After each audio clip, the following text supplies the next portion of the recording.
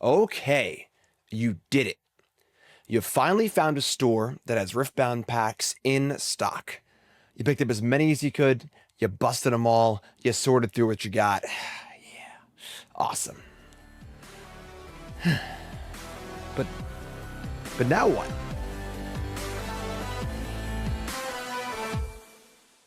One of the most enjoyable parts of any trading card game is deck building.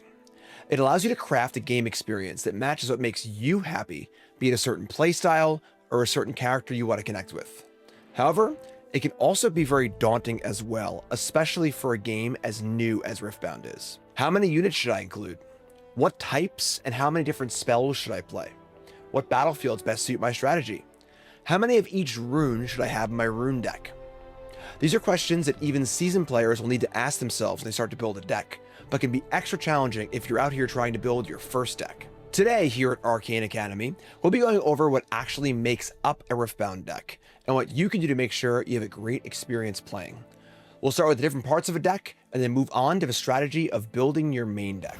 Before we start, huge thanks to our sponsor CoolStuffInc.com. They've been in the card game business for decades and offer the full range of both Riftbound sealed product as well as single cards. Use promo code ARCANE for 5% off your order. The basics. A complete Riftbound deck is 64 cards breaking down into a number of component parts. One legend, one chosen champion, which is technically part of your main deck, 39 other main deck cards, a 12-card rune deck, 3 battlefields, and an optional 8-card sideboard.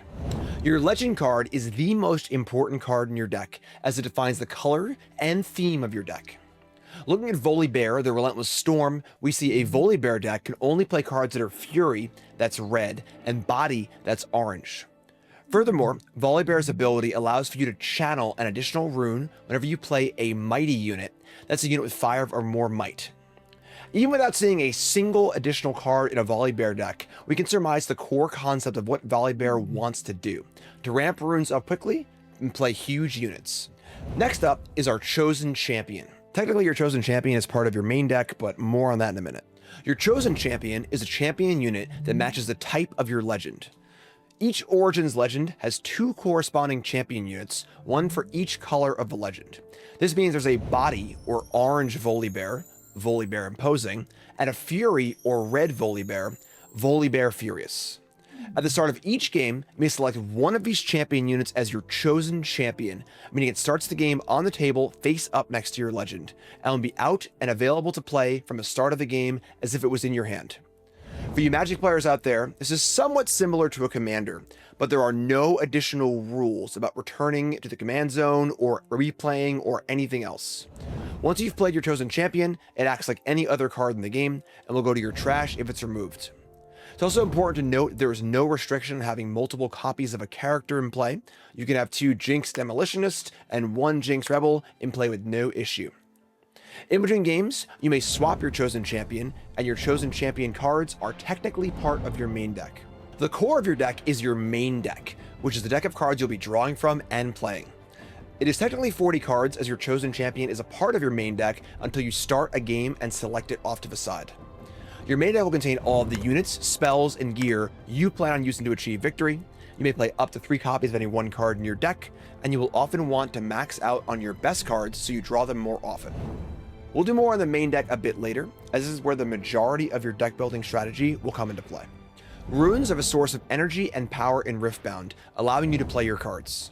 However, unlike in games like Magic the Gathering or Pokemon, your runes are in a separate 12-card rune deck that is not part of your main deck. Runes have white backs and should usually be sleeved in different sleeves in your main deck if possible, and are not considered cards as far as the game is concerned. There is 1 basic rune card for each color, and you can decide whatever mix you want to play in your rune deck. Note that you only need specific colors of runes to pay your power costs, so it is possible to build a deck in a way that may specifically only want Fury runes because it has no other costs.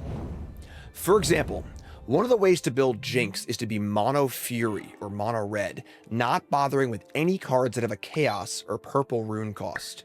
This means you will always have the correct color of runes without any issues.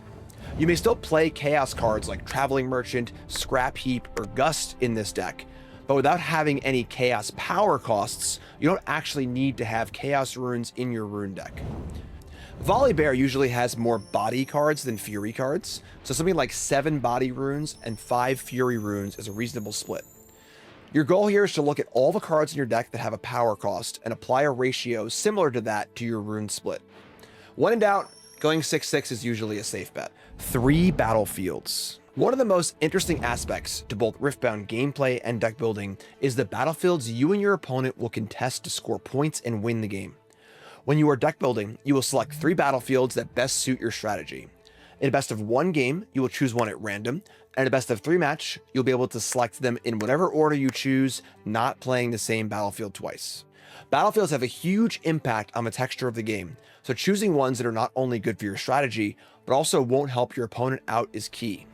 You can find a lot of extra synergy in your battlefields, like using Obelisk of Power in your Volibear deck to get more mana, or Zaun Warrens in your Jinx deck for additional discard for Scrap Heap and Flame Chompers. 8 sideboard cards. The last part of your deck is your sideboard, which is specifically used for best of 3 matches in tournament play, like in many other competitive card games. This is a chance for you to bring in more narrow cards that deal with things like big damage spells or troublesome gear that will also be useful against certain opponents, but you wouldn't want to have in your main deck.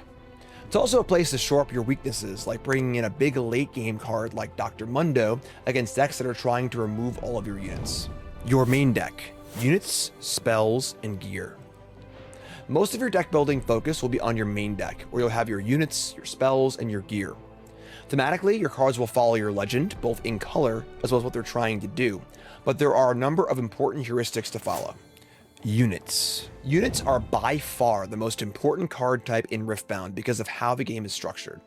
You win the game by scoring 8 points, and you score points with your units. Some other card games allow certain decks to play few or even no units or creatures, and to win with spells or other means like combos, but units are so fundamental to the game engine that Riftbound decks cannot succeed without them. A good baseline for units is around 20 to 25 in your 40 card main deck. This of course will vary from legend to legend.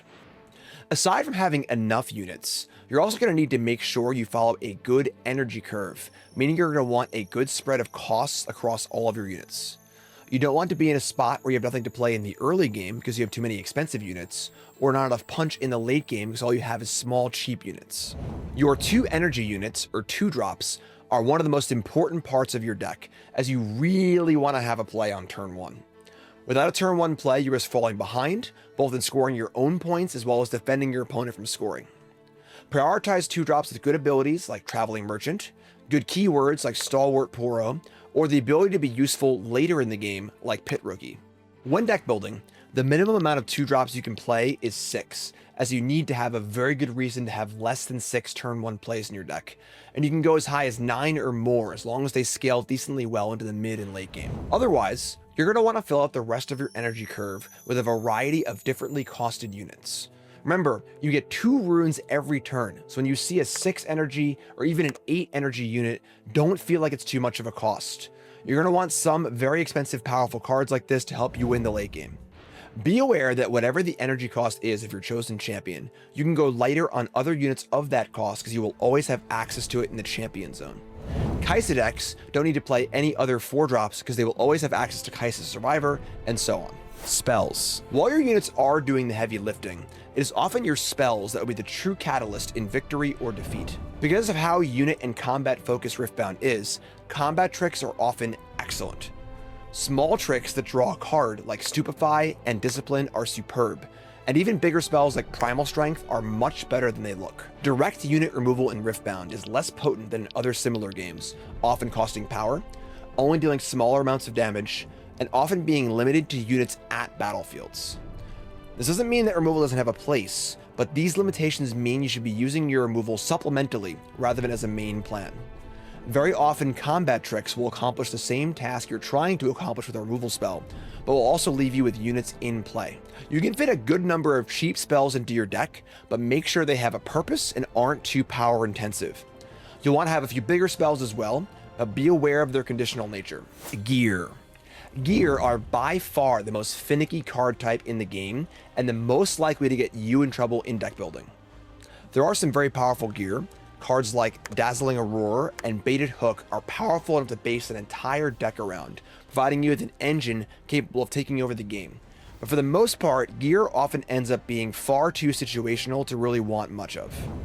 The time you spent playing a card like Mask of Foresight or Vanguard Helm would be far better served just playing another unit or some sort of spell to augment the units you already have or deal with your opponent's units.